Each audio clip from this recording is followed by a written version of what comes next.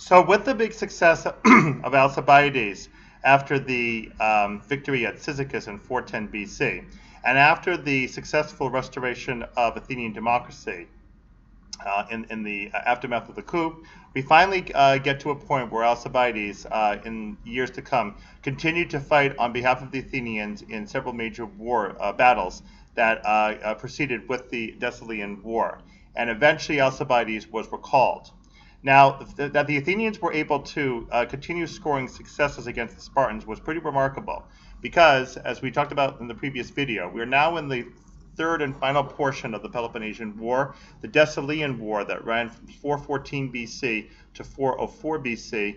It began in 414 BC with the rupture of the Peace of Nikias, when the Athenians unwisely, spurred on by their allies the Argives, chose to attack Spartan harbors in violation of the terms of the peace. The Spartans, under King Agis, A-G-I-S, realized that their previous strategy of attacking Attica every year with the scorched earth policy was defective. It simply was expensive and didn't really do much to reduce Athenian resolve or financial standing.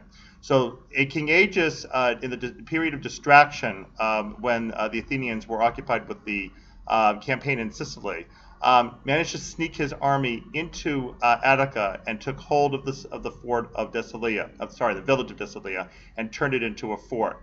As a consequence, the Athenians discovered that the Spartans were now capable of staying outside their city borders ongoing, instead of having to go in and out every year the way that they had during the Archidamian War.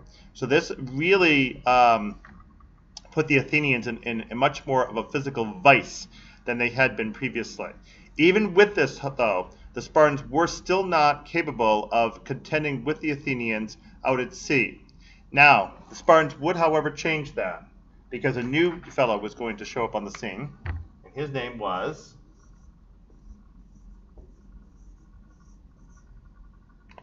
Lysander. Now, we'll talk more about Lysander in a minute, but let's continue our story about Alcibiades. So Alcibiades, as we said, in the years before Lysander got into the action, continued to help the Athenians score sea victories against the Spartans. Eventually, the Athenians reluctantly were convinced, even despite Alcibiades' rather checkered history, both politically and personally, to recall him. And so Alcibiades, with a fair amount of disagreement from many leading Athenians, finally returned to the city and was able finally to take command of the Athenian fleet itself.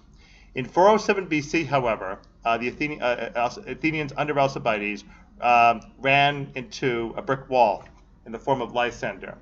In these intervening years, from 410 BC, from the big disaster at Cyzicus, down to this year, 407 BC, this new person on the block, Lysander, ironically of rather questionable family birth, but still able to get himself in good graces with the Spartan kings, began doing new Spartan training with the fleet, and was able to get the Spartan fleet capable of taking on the Athenians.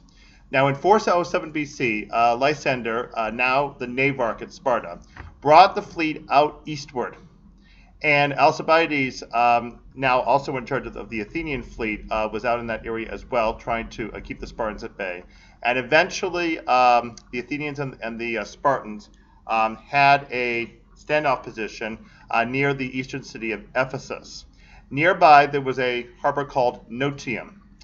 Alcibiades, however, got called away because word got to him that there was an Athenian revolt somewhere else, and he would have to leave. He had a subordinate commander, and he told the subordinate commander, make sure that you keep the Athenian fleet in shape and do not engage the Spartans under Lysander. And should any other emergencies come up, feel free to depart, but under no circumstances are you to engage with Lysander. Alcibiades left. When he left, Lysander made a provocative action with the Spartan fleet, and not surprisingly, the green Athenian commander, unable to resist, struck back and was lured into a trap. And so in Alcibiades' absence, the Athenians suffered probably at that point one of their biggest defeats at sea since their enormous loss in Sicily. And at Notium in 407 BC, the Athenian fleet was destroyed. As a result, of course, Lysander was given an enormous hero's welcome because this was actually one of the first times the Spartans had ever really been able to take down an Athenian fleet completely. And the Athenians were so angry at what happened with their fleet that they immediately exiled Alcibiades again, and this time there would be no further recall. In fact, the decision to exile Alcibiades was a fatal error, one of several the Athenians made in this period. And in the aftermath of the war, the Athenians would come to regret it, but there would never be an opportunity to redeem it because Alcibiades ended up dying out in exile. Lysander served for a year as navarch and then had to step down in 406 BC, and it turned out that his need to step down had rather unfortunate consequences for the Spartans, as we now turn to the year 406 BC in our wrap-up of the Peloponnesian War. We'll see you next video.